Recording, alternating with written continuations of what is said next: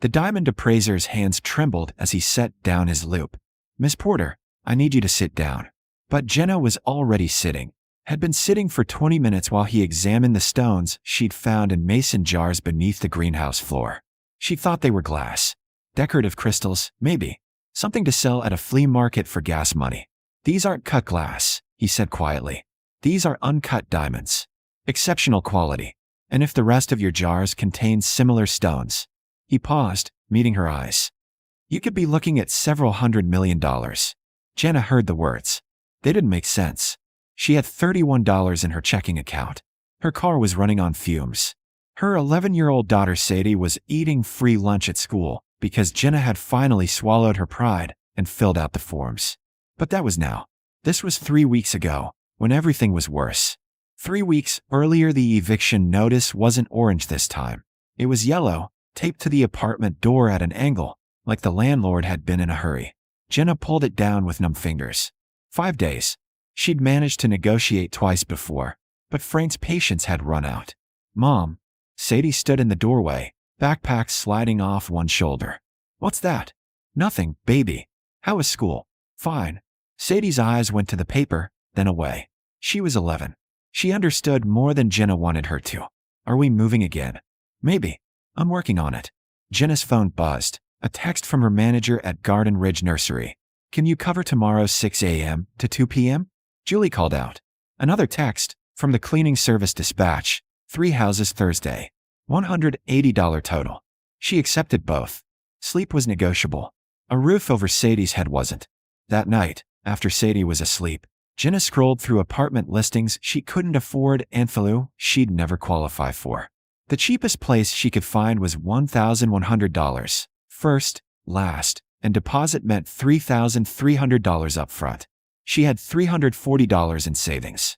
Her credit score was destroyed from the medical bills after Sadie's emergency appendectomy 2 years ago. She was about to close her laptop when an ad caught her eye. Abandoned greenhouse plus 2 acres. Condemned property.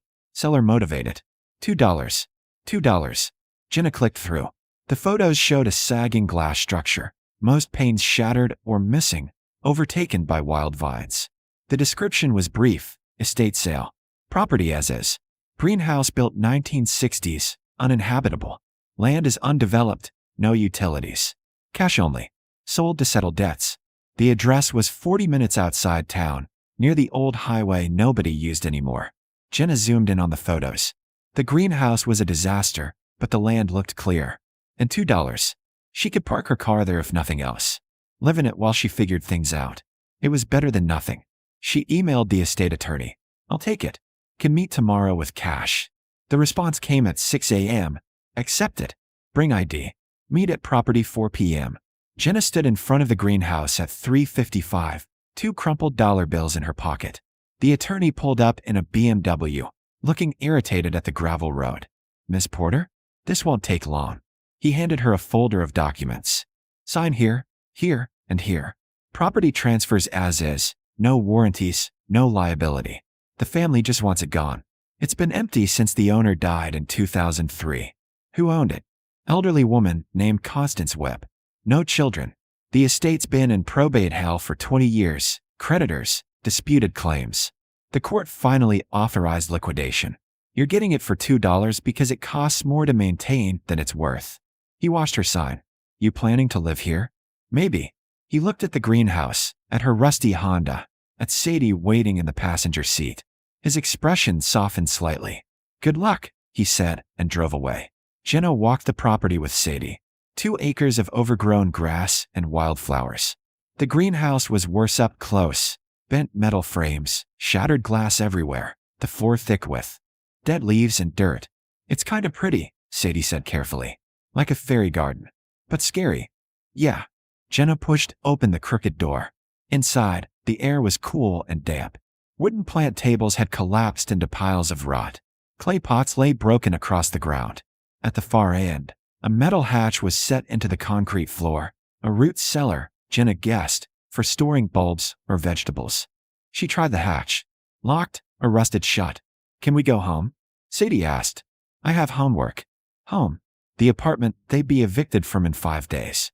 "Yeah, baby. Let's go." But Jenna came back the next morning before her shift, armed with a crowbar from the dollar store and a flashlight.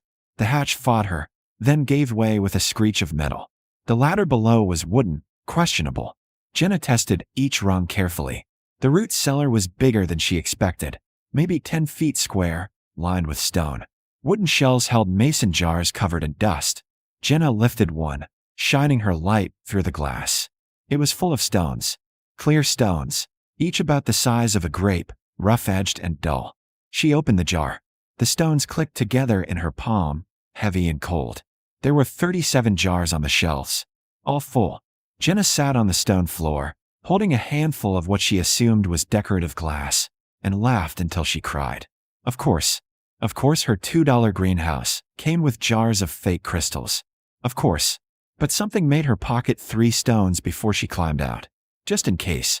The pawn shop owner barely looked up when Jenna set the stones on the counter. I found these. Are they worth anything? He picked one up, squinted at it, and went very still. Then he pulled out a jeweler's loupe.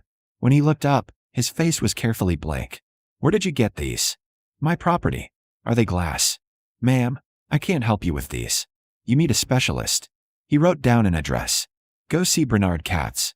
Today, don't talk to anyone else first. Bernard Katz occupied a small office in a brick building downtown. His door said gemologist and appraiser, by appointment only.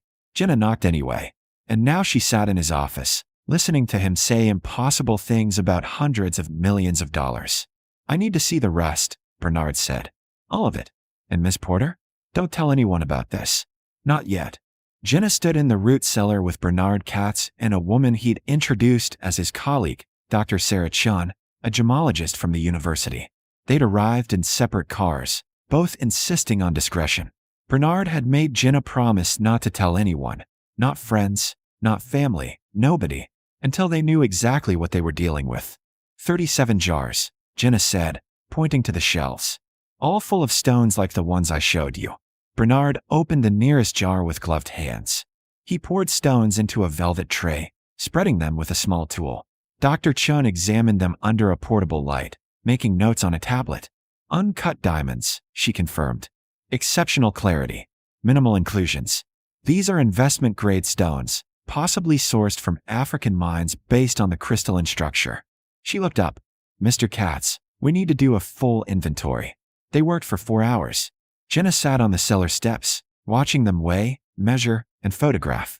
Her phone buzzed repeatedly. Her shift at the nursery, the cleaning service, Sadie's school. She ignored everything. Finally, Bernard removed his gloves. Miss Porter, we've examined roughly 30% of the collection. Extrapolating from what we've seen, you're looking at approximately 15,000 carats of uncut diamonds. Conservative auction estimate, factoring in current market rates and the quality of these stones. He paused. For $100 million. Possibly more. The number echoed in the stone cellar. For $100 million. Jenna thought of the eviction notice. The $31 in her account. The way she calculated whether she could afford to buy Sadie new shoes. That's not real, she whispered. It's very real. But there's a process. These stones need to be authenticated, certified, and legally cleared. We need to establish provenance, where they came from, how Constance Webb acquired them. If they're stolen or illegally sourced, you could face serious legal issues. Jenna felt cold. I bought the property legally. $2. I have the deed. The property, yes. But the contents? That's more complicated. Bernard sat down beside her on the steps. Here's what I recommend. I have contacts at Sotheby's and Christie's who specialize in estate gemstones. Dr. Chun can complete authentication. We'll need a lawyer to research Constance Webb's background. This will take time, weeks, maybe months. In the meantime, this cellar needs to be secured. These diamonds can't stay here. Where do they go? A bank vault. Under your name, fully insured. I can arrange it. I can't afford. The auction house will cover costs. This is standard for collections of this magnitude. Miss Porter, if this goes to auction, you're looking at life-changing money. But you need to be patient. Patience. Jenna almost laughed. She had 5 days until eviction. Patience was a luxury she couldn't afford. If you're following Jenna's story, subscribe now, because what happens next will shatter everything she thought she knew about her $2 greenhouse. That evening, Jenna picked up Sadie from school and drove back to the condemned apartment. The eviction notice seemed to mock her from the counter. She had access to $400 million in diamonds, and she still couldn't make rent. She called Bernard. "How long until I see any money?" "Realistically, 3 to 6 months for full authentication and auction. But I can arrange an advance against the collection, say, $500,000. Enough to stabilize your situation while we work through the legal process." $500,000.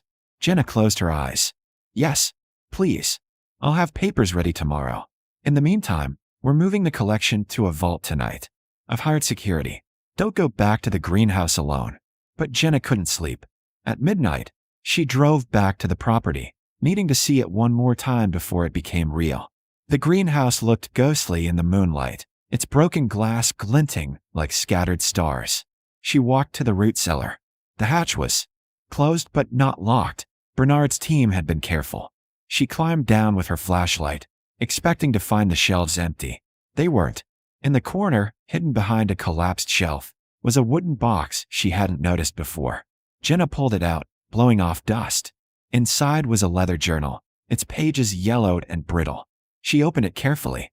The first page read, "Property of Constance Webb. Private record. 1962 to 2003. Jenna sat on the stone floor and started reading. The journal was part diary, part ledger. Constance had been a secretary at a diamond trading company in New York in the 1950s.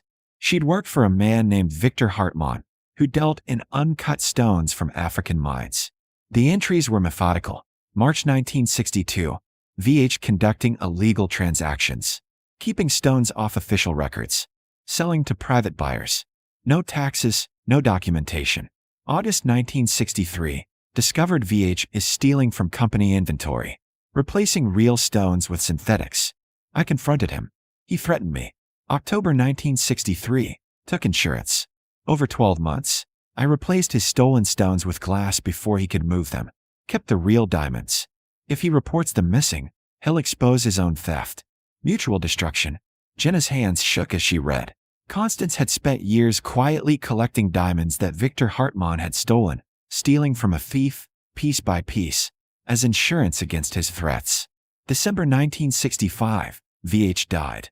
Heart attack. I should feel guilty. I don't. The diamonds are mine now. The advance came through on a Thursday. $500,000 deposited into an account Bernard's team had helped her open. Jenna stared at the balance on her phone, the numbers refusing to feel real. She'd never seen more than 4 digits in her account before. First, rent. She paid Frank 3 months up front, then gave 30 days notice. She wasn't staying in that apartment a second longer than necessary. Second, Sadie's school. She paid off the lunch debt, then made an anonymous donation to cover every student's balance. Third, a reliable car. Nothing fancy, a 3-year-old Honda with working air conditioning and no duct tape holding the bumper on. Then she started looking for a real home. The house she found was small, 3 bedrooms, a yard, good school district. Nothing extravagant. The realtor seemed confused by her restraint. "Miss Porter, with your pre-approval amount, you could buy something much larger." "I don't need larger. I need safe." She closed on the house in 2 weeks.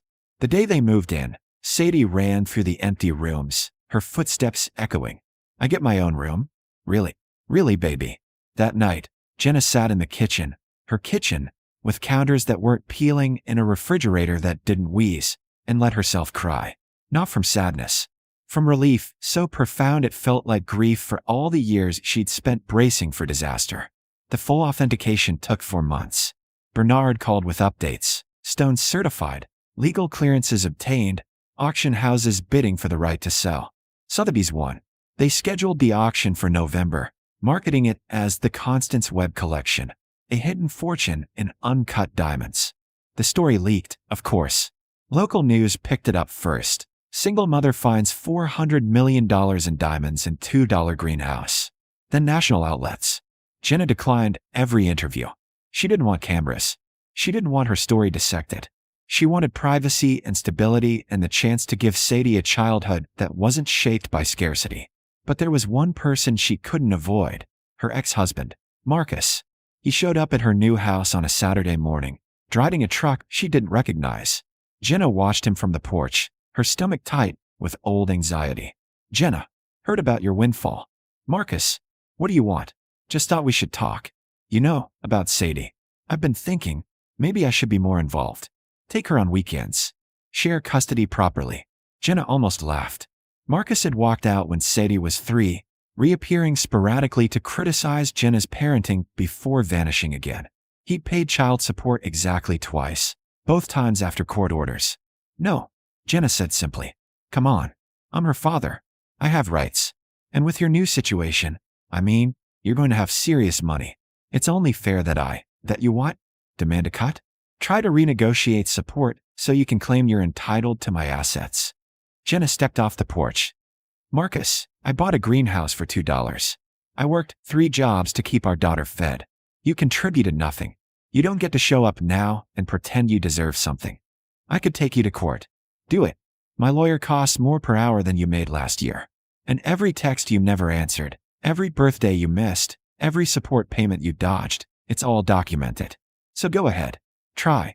Marcus stared at her, seeming to recognize something new in her voice. You've changed. No, I just stopped being afraid of you. He left. Jenna watched him drive away, then went inside where Sadie was doing homework at the kitchen table. Was that Dad? Yeah. What did he want? Jenna sat down across from her daughter. He wanted something he's not going to get. Baby, I need you to understand something. The money we're getting, it's going to change our lives. We'll be safe. We'll be comfortable. But it doesn't change who we are. We're still us. Okay. Sadie nodded. Can I still go to the same school? If you want to. But we can find a new one. Whatever makes you happy. I want to stay. My friends are there. Then you'll stay? The auction happened on a cold November evening. Jenna attended via video link, watching from Bernard's office with Maria and Dr. Chen. She decided to sell 70% of the collection, keeping the rest as insurance, Constance's original purpose. The bidding was ferocious. Investment firms competed with private collectors and jewelry houses. By the time the last lot closed, the total had reached $402 million. After auction fees, taxes, and Bernard's commission, Jenna would net approximately $280 million. $280 million. Bernard poured champagne. Miss Porter, congratulations. You're now one of the wealthiest women in the state. Jenna sipped her champagne, thinking about Constance Webb, a secretary who'd survived threats by stealing from a thief, who'd buried her insurance policy in a greenhouse and waited 40 years for someone to find it, who'd written in her journal that she hoped the diamonds would go to someone like her, someone who'd been underestimated. I want to establish a foundation, Jenna said, for women leaving dangerous situations. Domestic violence, financial abuse, homelessness. I want to provide housing, legal support, job training, everything they need to survive and rebuild. Maria smiled. I'll draw up the papers. And I want to buy the Garden Ridge Nursery. The owner's been trying to sell for years. I'll keep the staff, raise their wages, and turn the greenhouse section into a community garden. Free plots for anyone who needs one. A garden, Bernard said thoughtfully. That's fitting. Constance Webb survived in secret for 40 years. She was alone. I don't want other women to have to be alone. We're secret. We're afraid. The foundation launched in January. Jenna named it Constance's house. The first property was a renovated apartment building, 20 units, fully furnished, available to women leaving dangerous situations. No credit checks. No deposits. Just safety and time to heal. The nursery purchase went through in March. Jenna kept every employee and hired 5 more. The community garden plots were claimed within a week. She walked through the rows of raised beds, watching strangers plant tomatoes and beans and flowers, and felt something settle in her chest. Purpose. This was what the money was for. On a warm afternoon in May, Jenna took Sadie back to the greenhouse. The property had been cleaned up, glass removed, vines cut back, the structure stabilized. Jenna had decided to keep it, transforming it into a teaching space for the foundation's job training program. It looks different, Sadie said, running her hand along the restored metal frame. Better. Yeah, like it has a future now. They walked to where the root cellar had been. Jenna had sealed it, installing a stone marker. Constance Webb, 1922 to 2003. She survived. She thrived. She planted seeds. Mom, Sadie asked, do you think she knew that someone would find the diamonds? I think she hoped. And hope is its own kind of survival. They stood together in the greenhouse, spring light filtering through clean glass. And Jenna thought about the journey from eviction notice to this moment. About working 3 jobs and choosing between medicine and food. About a $2 property sale and mason jars full of stones. About a woman named Constance who'd buried her survival deep enough that it waited 40 years to bloom. Jenna's phone buzzed, a text from the foundation director. First resident just got hired. Full-time, benefits start Monday. She's crying happy tears. Jenna smiled. This was what wealth meant. Not the number in her account, but the ability to look at another woman's survival and say, I see you. You matter. Here's what you need. Come on, baby, she said to Sadie. Let's go home. They drove back through town in the reliable Honda, past the old apartment building where they'd faced eviction, past the diner where Jenna used to work double shifts. Everything looked different now. Or maybe Jenna was different. Maybe survival changed you from the inside out until the world rearranged itself around your new shape. At home, Sadie disappeared into her room to call friends. Jenna stood in the kitchen, in the house she owned outright, and pulled out Constance's journal. She'd kept it, unable to let it go. She opened to the last page, reading the final entry again. I hope the diamonds change her life the way they changed mine. Not because of money, but because she'll know she was worth saving. Jenna pulled out a pen and wrote beneath Constance's words. They did. Thank you for surviving. Thank you for planting seeds. I'm growing a garden in your name, and it's going to bloom forever. Jenna Porter, 2024. She closed the journal and set it on the shelf beside cookbooks and Sadie's school photos. A record of survival. A map from fear to safety. Proof that overlooked women could build empires from $2 properties and mason jars full of hope. Outside, the sun set over the yard where Sadie wanted to plant vegetables. Tomorrow they'd buy seeds. Tomorrow they'd start planning the next foundation property. Tomorrow they'd keep growing. But tonight, Jenna sat in her quiet kitchen and let herself rest. The eviction notices were gone. The fear was gone. The constant calculation of survival had been replaced by the quiet hum of security. She'd bought a greenhouse for $2. She'd found $400 million in diamonds. But what she'd really discovered was this. Some women survive by hiding their value until the world is ready to see it. And when that value finally emerges, in diamonds, or gardens, or foundations that shelter the desperate, it changes everything. Not just for one woman, but for every woman who comes after.